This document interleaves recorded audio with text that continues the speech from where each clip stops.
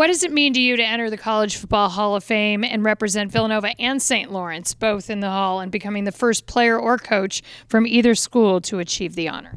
Well, obviously, to enter the Hall of Fame is pretty amazing. It's not something that you think about while you're coaching.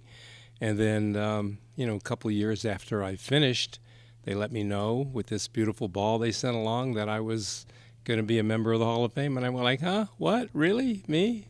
Pretty cool. Talk about finding out that moment. How did that all unfold for you?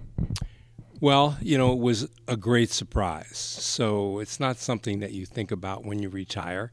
I was thinking about our foundation, which we do so many good things, saving lives, the Talley Bone Marrow Foundation, and kind of put football behind me, which, a lot of coaches have trouble doing that, but with our foundation, we were just working very hard at trying to save lives. So I didn't give it a whole lot of thought. And then all of a sudden I went like, wow, it's pretty lucky, pretty amazing.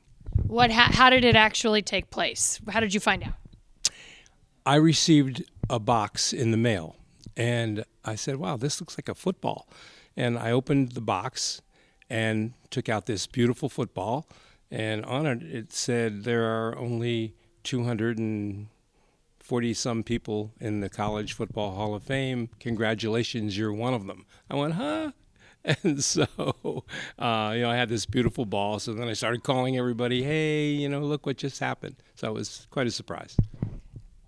What was it like being back on campus for your on-campus celebration? That was awesome. Villanova did a great job putting on our get-together there. We had about 180 people and a lot of friends, maybe 35 or 40 former players, and a lot of people from my past showed up. It was just a great, great night. Coach Ferrani, the head coach at Villanova, who was my assistant for 28 years, spoke, and then I was allowed to have two of my former players speak as well from the heart, and then they let me speak, and I'm like, yikes, it was emotional, and I had to hold myself back a little bit for the first 10 or 15 seconds, and then gathered my thoughts, threw away my notes, and did it off the cuff. Who was your biggest influence as a coach? That's a great question. There were a couple of guys that I really felt very strongly about in my career.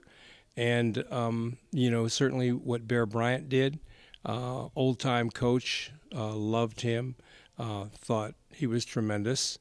And, there were a couple other major college coaches that I had really held in very high esteem. And those guys were old school.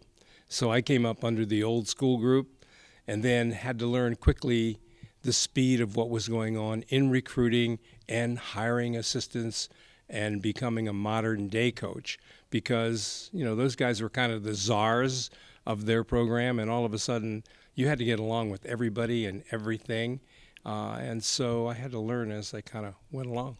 Were you ever tempted to leave Villanova? Why stay at one school for 32 years? I actually felt, because the program I took over at Villanova had been dropped. So they hadn't played in 4 years, and it was a rebuilding program. And I felt like once I rebuilt it, it would be time to go. And, of course, I grew up a mile from the Villanova campus, and then home became more home. And every time I thought about it, there were a couple opportunities where I did visit other places and always came back and went like, I kind of think I'm pretty good right here. And next thing you know, it was 20 years, then 25 years, and then 32 years. Who knew? You've had obviously great success with your relationship with Be the Match and the Get in the Game program through the Andy Talley Bone Marrow Foundation. What would you like to see happen to expand your impact with that program?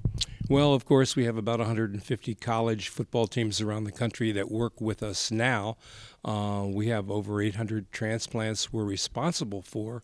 Obviously, our goal would be to have 200 by the end of next year, and then keep getting bigger and better and spread the word, because college football has 80 or 90 players on their team and can spread the influence within their campus community as well, and get so many other college teams involved with us. Ladies, women's sports, all the men's sports. We did a big drive at one of the state colleges in Pennsylvania. They had all 24 teams involved that day for their drive. And one last question. What did you find most rewarding with your efforts leading the NFF Philadelphia chapter for 30 years? Well, of course, that program there was going to be dropped. So when I came in, I said, hey, I'll take this thing over and put my arms around it. They put their arms around us and ran that program. And now Mark Ferrani, the president head coach at Villanova, is running it. And it'll get bigger and better and stronger because I was building a program in football. I didn't put the kind of time that I really needed to put into it to get more members and spread the word. And I think Mark will do that.